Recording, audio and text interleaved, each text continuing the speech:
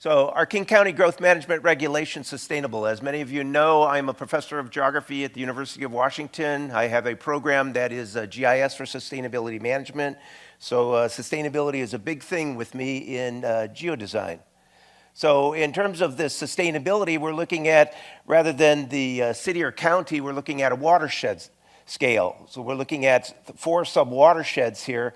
The focus of the case study was in the lower Green River and the middle Green River because the Duwamish, lower Duwamish, was mostly industrialized and the upper Green is mostly forested. So there's a mix of land uses that are going on for that area. This is the land use map from King County that shows a lot of yellow on this map. The yellow is low density housing. That will be a big issue throughout this case study. So to be practical about this, it was at last year's Geodesign Summit that I heard the Director of Research for the American Planning Association give a talk on comprehensive planning. I didn't hear the word geodesign in that presentation, but nonetheless, that really resonated with me because, those are really what the system elements should be. There should be a reason behind these system elements, what we have. So I'm going from the Washington State Growth Management Laws. These are the system elements that are required by the Washington State law. There are 39 counties, and actually I don't know how many cities there are in Washington State that are planning according to growth management. So King County, the county in which City of Seattle is in, although it is the most populous county, City of Seattle is not the only city within that county.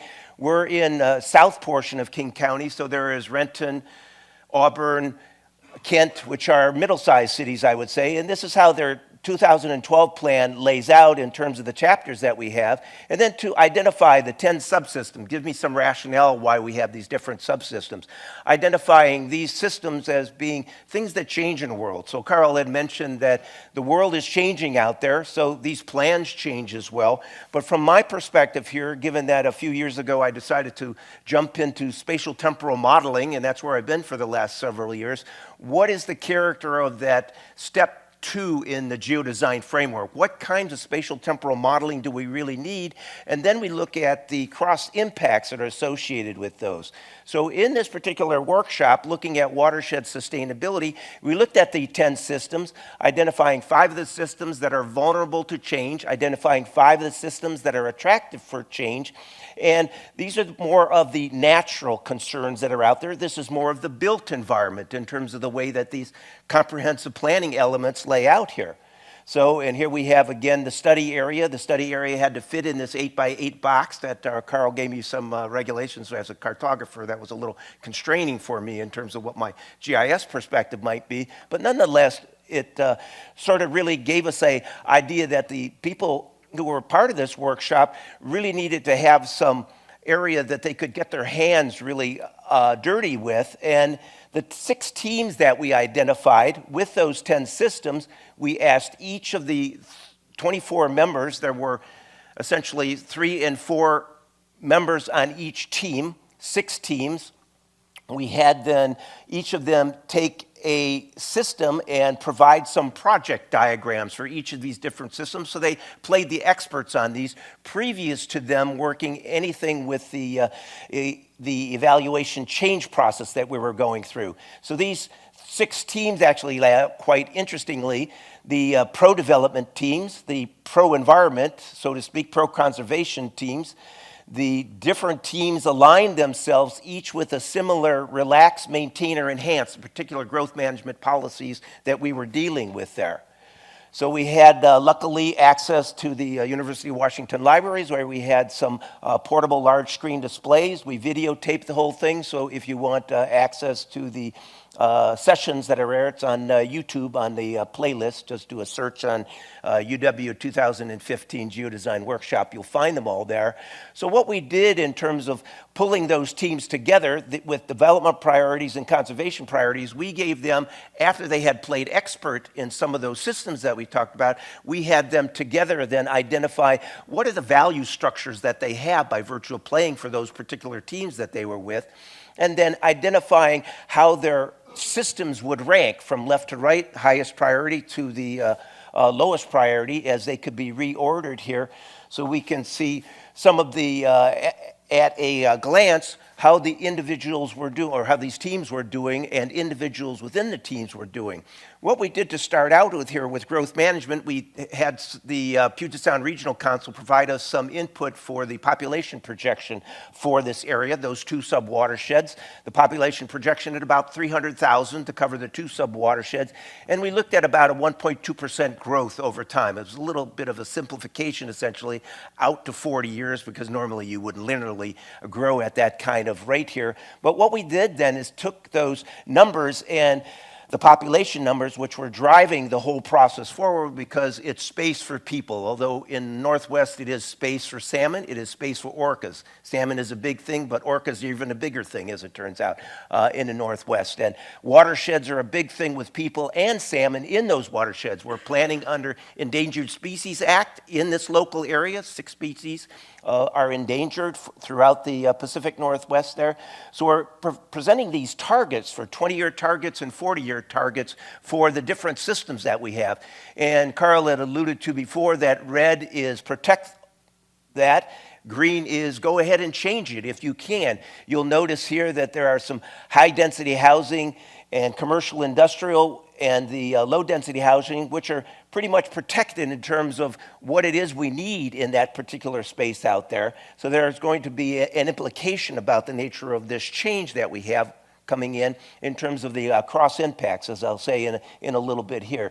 So we have, again, as Carl had shown, a number of diagrams that we can develop for each of the different systems. And the one thing that we tested in this particular workshop was Rishi's new development of capabilities in terms of dynamic update. So without dynamic update, rapid turn taking with regard to collaboration, it's almost really difficult to come to any kind of sense of how you're doing in comparison to how others are doing in the design process here. So getting that rapid update by virtue of putting in a project and then showing the assessment, the evaluation map as the overall assessment, seeing how in fact your projects as you lay them out might in fact change the nature of the assessment that we're doing there.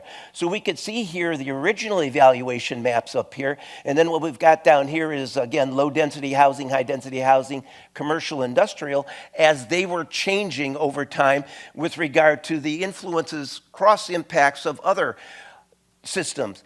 Turns out growth management law, it is mandatory in growth management law to have transportation concurrently developed at least simultaneously with, or at least shortly thereafter, hardly has it ever done before, a transportation capacity for a commercial, industrial, or housing development, so that you need the transportation capacity before you can actually do the housing growth, so that we have happy people, as the case would be. So we can see some changes that went on in these particular areas where we had some developments in sewer and utilities, water, sewer, utilities, and transportation that will allow us to increase the low-density housing, the high-density housing, and commercial industrial in those areas.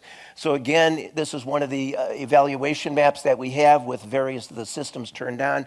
As Carl had shown before, you can turn on any of the base maps that you want to there. Here we've got a shot here of the commercial industrial corridor. And it's this one that's in here in terms of the diagram grid that we have. And again, all of the systems being ramped from left to right in terms of the original system evaluation which was done. So here we've got the commercial industrial corridor that's in line with some of the one of the team's decision models that's out there in terms of this design, showing us what the ranking of the values that they have for each of the systems in relation to the character of the design that we have. 3 different teams here. This is the team essentially that is probably doing most of the most number of versions of any of the teams that were out there, but nonetheless, all of them did quite well there. Here we have the 6 teams that each of their plans for the 20-year horizon, the 40-year horizon. So here we have 2035, 2055 in terms of the nature of differences that we have. Again, yellow is the low-density housing, magenta is the commercial industrial. The interesting thing here is about the yellow. We see yellow in 2 and 6 here. We see the rest of the teams not having much at all about those, and that will show up here later on. Here we've got the information structures, at least that I call them, in terms of various visioning of the situation with regard to the design, with an overall equally weighted impact for the index that is going on, with the total amounts of acres in development. Here we have the different grids. Synoptically, we can see the character of utilities and transportation in these two design teams, where we don't have that much going on in the other design teams. So a couple of the design teams really focusing on the transportation issue, interestingly enough, even though they are all required to do some transportation here. I think maybe here's an excuse down here for grid number 30, where this is team number 1 again with the most number of versions throughout. Here we've got the essentially a potential agreement between the 6 teams that are doing. Here we're looking at the different projects that are similar actually among the different teams. We move to the sociogram here in terms of identifying what are the teams that are potentially alike, so that they could actually negotiate a little bit easier here. So we're looking at the partnering and likely not partnering circumstances here. So down we have teams 2 and 6 that are mainly focusing on, it turns out, mostly environmental with some housing, and mostly housing here for those 2 teams, and then the rest of them, not much low-density housing at all in those 2 teams. And that's sort of how they align themselves out. But of course, in terms of comprehensive planning, how can you do a comprehensive plan without any low-density housing? It's pretty difficult to do that in any practical world out there. So we need to come together, and then over the 40-year horizon here, we have teams 1 through 6 that are really then coming to an agreement here in terms of some amount of housing that's there, with a lot of the corridor development that's going on, and the critical area, protected area that's out here. So again, the same design that we're seeing there is the final design, with some presentation of where are the nature of the projects that we're not quite close on in terms of the uncertainty with regard to the designs that are showing up in that final design.